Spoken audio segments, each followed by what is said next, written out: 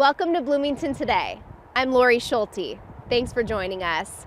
First, we bring you the buzz for the week of December 5th through the 11th, and we're starting off at the new westbound ramp to 494 at East Bush Lake Road, a project that is now complete. A ribbon-cutting ceremony was held to recognize this new western gateway into Bloomington. Interstate 494 has been without a westbound ramp at East Bush Lake Road since its construction in 1960. Over the years, development and redevelopment in the Normandale Lake area brought high-rises, apartment complexes, and hotels, creating more traffic.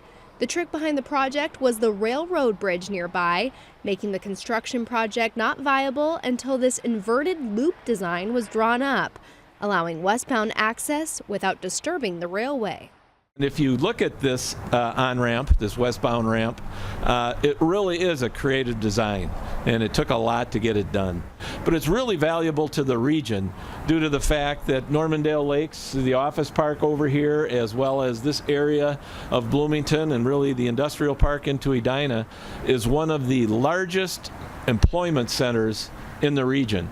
And so many people come to this area to work, and they come from the west, and now they'll be able to get back to the west quicker. And fixing these interchanges and these entrance ramps and exit ramps on 494 just really helps the overall flow, so it's going to be a great amenity going forward.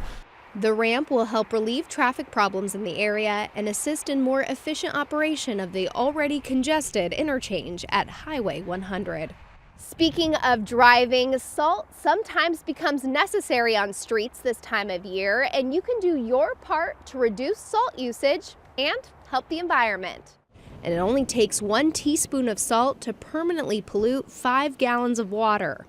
Smart salting strategies can help reduce the amount of chloride that ends up in nearby waters. Staff recommends manually removing snow so less salt is needed. Never salt when the temperature drops below 15 degrees, because that's when salt stops working. And use sand instead for traction. It only takes a 12-ounce cup of salt to treat 1,000 square feet, the typical size of a 2-car driveway. A quick reminder about recycling shredded paper. Loose shredded paper should not be recycled. It must be put in a paper bag and stapled shut. Bagging shredded paper is necessary because if it's loose in your recycling bin, it causes significant concerns at recycling facilities because it's hard to contain. Finally, we have another answer from the Town Hall forums earlier this fall. City Manager Jamie Verbrugge tells us what is happening with the Normandale Lake project.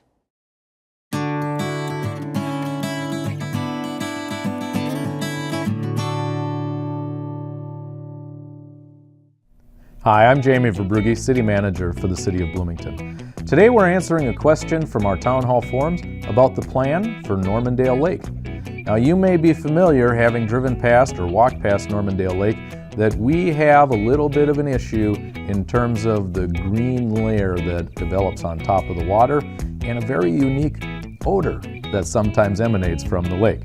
Well, we've been working with our partners at the 9 Mile Creek Watershed District to do this project to help resolve the issues with the green layer and with the odors. So they have the lake drawn down to the level that they're holding it at for the winter. This will allow the frost to freeze off the curly leaf pondweed turions. Now that's a fancy word for weed seeds. The September rains that filled the pond back up did not impact the overall schedule of the first phase. The next steps include spot treatment of the curly leaf pondweed and the alum treatment.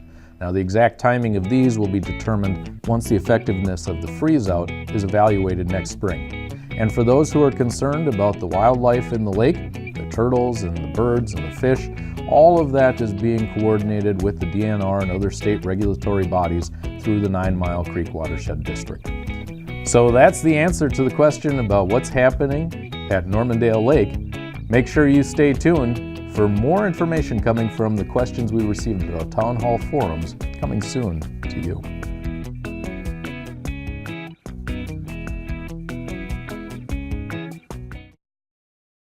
That is the buzz on Bloomington Today for the week of December 5th through the 11th. If you would like to watch other stories from the show, go to this week's playlist. There you'll find a video about the recipient of this year's Omar Bondarud Award, Dennis Kane. He was honored for his efforts to protect human rights. Plus, there's a video promoting an upcoming event at Civic Plaza. Blue Ribbon Baker Marjorie Johnson is sharing some baking tips. Check those out, and thanks for watching.